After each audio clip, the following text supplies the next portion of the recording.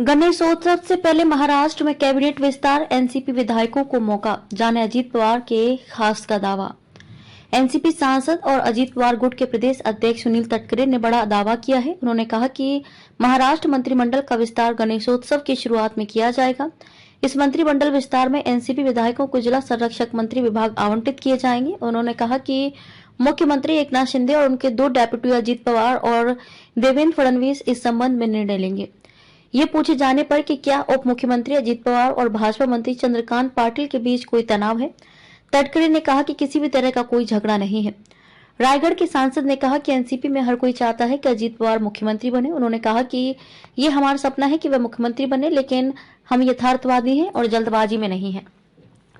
हम महाराष्ट्र और राष्ट्रीय स्तर पर एनडीए के सहयोगी के रूप में चुनाव लड़ेंगे। हमें 2004 में पार्टी के एक नेता को मुख्यमंत्री बनाने का अवसर मिला था, लेकिन मुझे नहीं पता कि इसे क्यों नहीं लिया गया। शिवसेना की तरह आयोग एनसीपी के लिए भी करेगा फैसला। तटकरे ने विश्वास व्यक्त किया कि भारत का चुनाव आयोग ईसीआई जैसे शिवसेना के मामले में किया, वैसे ही अजीत गुट को असली एनसीपी के रूप में मान्यता देगा। सुप्रीम कोर्ट ने कहा है कि चुनाव आयोग एक स्वतंत्र निकाय है और पार्टी के संविधान, संगठन और ताकत के आधार पर अपना निर्णय लेगा। हमें विश्वास है कि चुनाव आयोग हमारे पक्ष में फैसला करेगा। अजीत पवार ने फिर शरद पवार पर साधा निशाना। इधर अजीत पवार ने दावा किया है कि एनसीपी के सभी विधायकों ने शरद पवार को पत्र लिखकर उक्त वक्त सरकार में शामिल होने का आग्रह किया था, जब उद्धव ठाकरे की अगुवाई वाली सरकार जाने वाली थी। ठाकरे की एनसीपी, कांग्रेस और शिवसेना वाली महाविकास आघाड़ी एमवीए सरकार एकनाथ शिंदे के बगावत करने पर पिछले साल जून में गिर गई थी। ये बगावत पिछले साल 21 जून से 30 जून तक चली थी, जब शिंदे भारतीय जनता पार्टी के समर्थन से मुख्यमंत्री बने थे।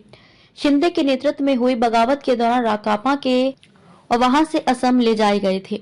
अजीत पवार ने कोल्हापुर में एक रैली में कहा कि जब उद्धव ठाकरे की सरकार गिरने को थी, तब एनसीपी के लगभग सभी विधायकों ने पार्टी प्रमुख शरद पवार को पत्र लिखकर उनसे सरकार में शामिल होने का आग्रह किया था। उन्होंने कहा कि ये गलत है तो मैं राजनीति से तुरंत संन्यास ले लूंगा। यदि मेरा दावा सही है तो झूठ फैलाने वालों को संन्यास लेना होगा। ये रहा आज का प्रमुख समाचार। आगे भी जुड़े रहिए हमारे साथ, क्योंकि हम फिर लेकर आएंगे सनसनीखेज एवं जनहितैषी खबरों का खजाना।